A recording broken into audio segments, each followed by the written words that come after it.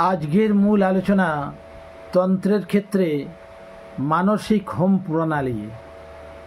এই মানসিক হোম প্রণালী কীরূপ এবং কিভাবে তার প্রকাশ হয় সেই নিয়েই আজকে আলোচনা করব। এটি একটি সাধকের নির্দিষ্ট হবন ক্রিয়া। সেখানে আত্মাকে 4টি ভাগে ভাগ করা হচ্ছে: আত্মা, অন্তরাত্মা, পরমাত্মা এবং জ্ঞানাত্মা। এই 4টি ভাগে ভাগ করা হচ্ছে। আত্মা বলতে শরীরকে বোঝানো হয়েছে, অন্তরাত্মা বলতে কুণ্ডলিনীকে বোঝানো হয়েছে, পরমাত্মা বলতে ব্রহ্মকে বোঝানো হয়েছে এবং জ্ঞানাত্মা বলতে বুদ্ধিকে বোঝানো হয়েছে মানসিক হোম প্রণালীর ক্ষেত্রে। এই চতুষ্টয় দ্বারা চতুষ্টয় চিৎকুণ্ড কল্পনা করা হয়। এই চিৎকুণ্ড আনন্দরূপ মেখলা দ্বারা সুসজ্জিত, মূলাধার চক্রস্থিত স্বয়ম্ভু লিঙ্গরূপ বিন্দু এবং যোনিমণ্ডলের ত্রিকোণরূপ বিন্দু ত্রিকোণমণ্ডল বলে কল্পনা করতে হবে। কামকলার নির্দেশিত অর্ধমাত্রা এই কুণ্ডের যোনি স্বরূপ কল্পনা করতে হবে। এই যোনি ব্রহ্মানন্দময়। এরপর সাধক বাম ভাগে ইরা, দক্ষিণ ভাগে পিঙ্গলা এবং মধ্যম ভাগে সুষুম্না নাড়ি ধ্যান করে যথারীতি হোম কর্ম শুরু করবেন। এই হোমকালে ধর্ম এবং অধর্মকে হবিরূপ কল্পনা করতে হবে, কারণ সাধক এই হোমটি যখন গুপ্তভাবে করছেন তখন কিন্তু তিনি ধর্ম এবং অধর্মের উপরেই বিচরণ করছেন। এই জন্য শাস্ত্রে বলা হচ্ছে, ধর্মাধর্ম বিদীপ্তে আত্মাগ্ন মনসা শ্রুচা সুষুম্না বর্তনাম নিত্য মক্ষর বৃত্তির জুহম্মহম স্বাহা। অর্থাৎ সুষুম্না মার্গে মনোরূপ শ্রুকের দ্বারা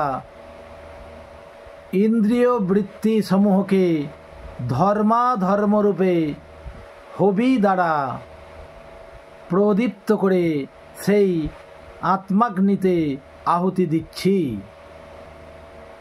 ওই যে আগেই বলেছি, প্রাণায়ামের দ্বারা আমি ধর্মাধর্মের অনেক উপরে উঠতে চাই।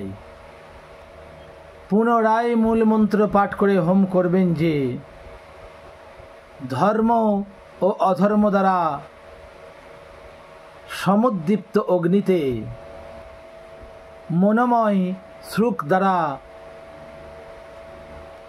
অবিশ্রান্ত ইন্দ্রিয় বৃত্তি সমূহ আহুতি প্রদান করছি।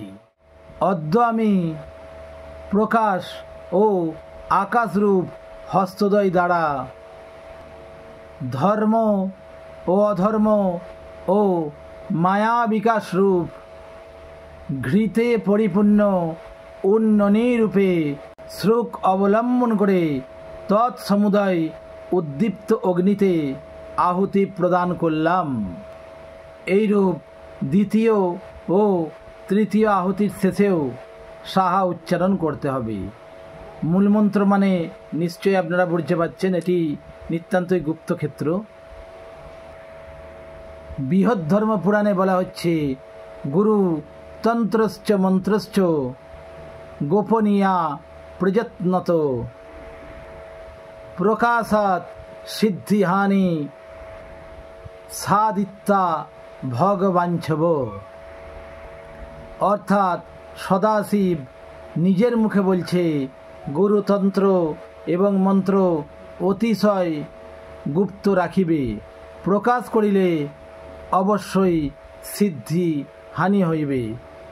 এইরূপই ব্যবস্থা আমরা পাচ্ছি।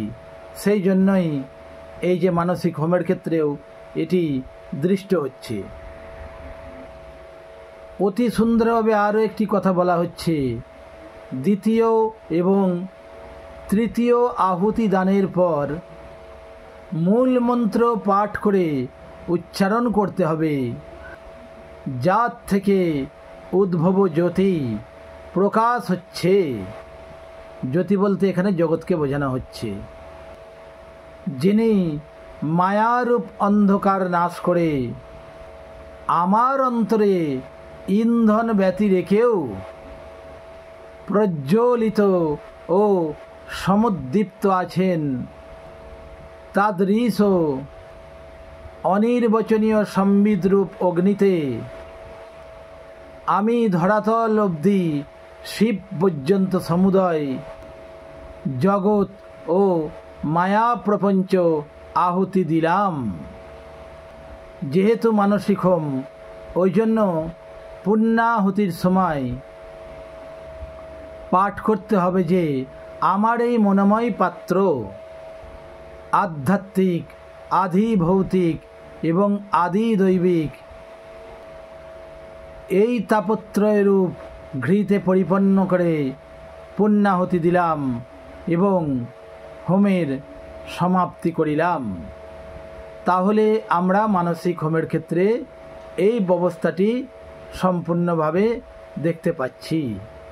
যেসব সাধকগণ আছেন যারা তন্ত্রশাস্ত্রকে ভালোবাসেন, তাদের জন্য এই ব্যবস্থাটি অতি সুন্দর একটি ব্যবস্থা। তন্ত্রশাস্ত্র সকল সময় মনুষ্যগণের উপকারের জন্যই রয়েছে। তন যুক্ত ত্র, আগেই বলেছি, তন মানে শরীর এবং ত্র মানে তান, অর্থাৎ শরীরের যে ত্রাণ হয় তাহাই তন্ত্র। নমস্কার, এই পর্যন্তই। ভিডিওটি ভালো লাগলে সাবস্ক্রাইব করবেন, শেয়ার করবেন এবং অবশ্যই লাইক কমেন্টের মাধ্যমে আপনাদের অমূল্য মতামত জানাবেন।